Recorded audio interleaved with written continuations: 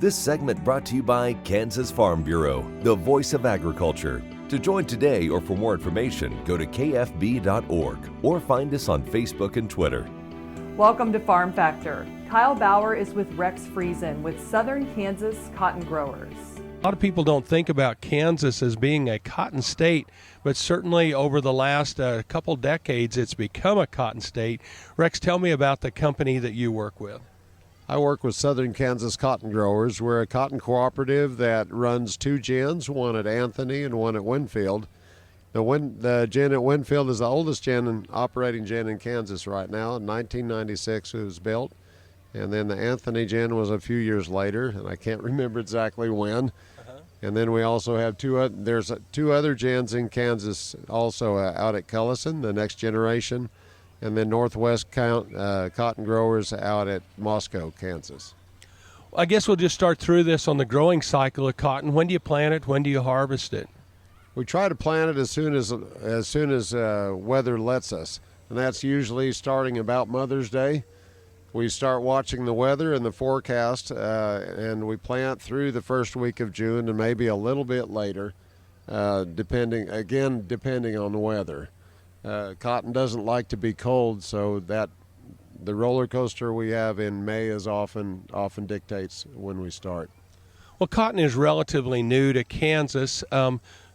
Certainly it's just across the border in Oklahoma as well, but cotton is not a new crop. Why are we raising cotton in Kansas now and we haven't for centuries? I think there's a number of reasons for that. There's a lack of familiarity. I think people are just discovering it, and farmers are looking for options that make some money. And cotton has had a really good run with our yields and prices, so our growers are very happy with the returns that they've been getting lately. But truly, it's not a lot like raising grain. Besides the agronomic practices, you don't just raise cotton and haul it to town. There's a lot of infrastructure that has to be involved with cotton. That's correct. It's a lot more complicated in production. It's more management intensive. Harvesting, you need a special equipment for that. The harvesters are called strippers or pickers, and you can't use a combine for that.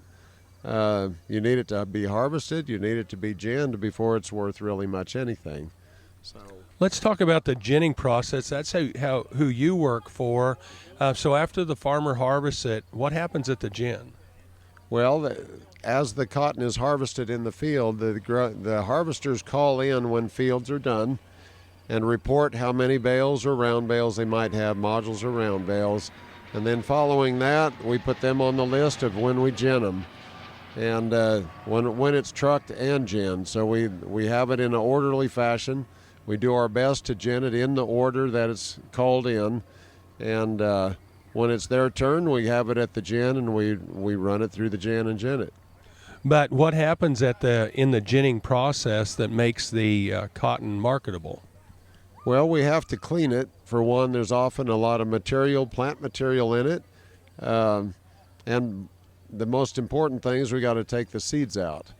And that's where it's a very unique process. And if you've heard the name Eli Whitney before, I like to tell kids, even when I give them demonstrations, that we have to take the lint out, separate the lint from the seeds before we can do anything with the lint. And following that, we package it in bales and prepare it for sale. So after you prepare it, what happens to it from there? Well, what normally happens is the gin or the bales are ginned and they're tagged with a unique number. Everyone is graded separately and uniquely. And the quality rises and falls on each individual bale.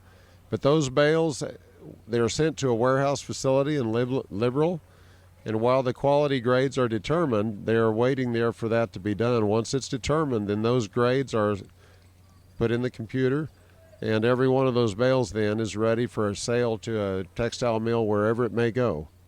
The ginning capacity or the milling capacity in the United States is only about 3 or 4 million bales, and we produce probably 20 to 22 million bales. The rest is all for export. Thanks, Kyle. Folks, come back after these messages for this week's Kansas Soybean Update.